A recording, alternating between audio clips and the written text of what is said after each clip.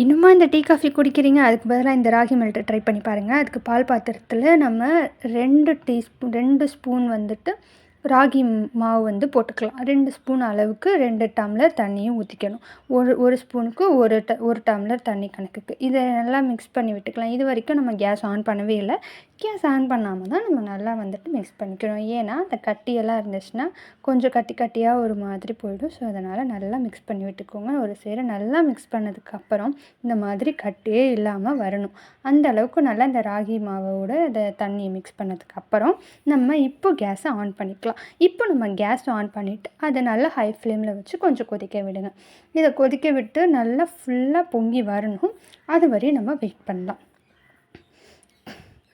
நல்லா இந்த அளவுக்கு கொஞ்சம் கொஞ்சமாக தான் கொதிக்கும். இந்த மாதிரி கொதித்து வரும்போது ஒரு கரண்டி வச்சு நம்ம இதை மிக்ஸ் பண்ணி விட்டுக்கலாம். நல்லா மிக்ஸ் பண்ணி விட்டால் தான் அது கட்டியாக சேராமல் நமக்கு கூழ் மாதிரி வரும். அதனால் ஒரு கொஞ்சம் நேரம் வேக விட்டுட்டு கொஞ்சம் நேரம் கிண்டி விட்டுக்கிட்டே இருக்கலாம். இந்த மாதிரியே ஒரு 5 மினிட்ஸ் 10 மினிட்ஸ் பண்ணிக்கிட்டே இருக்கலாம். அது நல்லா கொதித்து வரட்டும். நல்லா ஒரு மாதிரி பொங்கி வர ஸ்டேஜில் இந்த ஸ்டேஜில் சிம்மில் வச்சுட்டு நம்ம 1/4 டீஸ்பூன் வந்து உப்பு போட்டுட்டு அதோட ஒரு வெல்ல துண்டையும் போட்டுக்கலாம். நான் இங்கே 2 வெல்ல துண்டு எடுத்திருக்கேன்.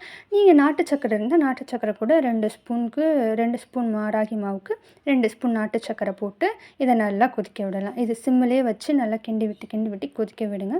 நல்லா ராகி வந்து தனியாக பிரிஞ்சு ஒரு கலர் மாறி வரும். அந்த ஸ்டேஜ் வரைக்கும் நம்ம நல்லா கொதிக்க விட்டுக்கிட்டே இருப்போம். இறக்குற ஸ்டேஜில் ஒரே ஒரு ஏலக்காவை வந்து இடித்து போடலாம். இல்லை நார்மலாக நீங்கள் பிரித்து கூட போடலாம்.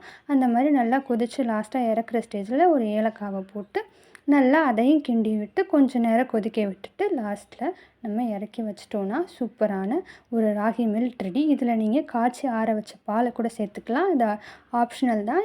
இன்னும் டேஸ்ட் கொடுக்கும், நல்லாயிருக்கும். ஆனால் நான் இங்கே ஊற்றலை.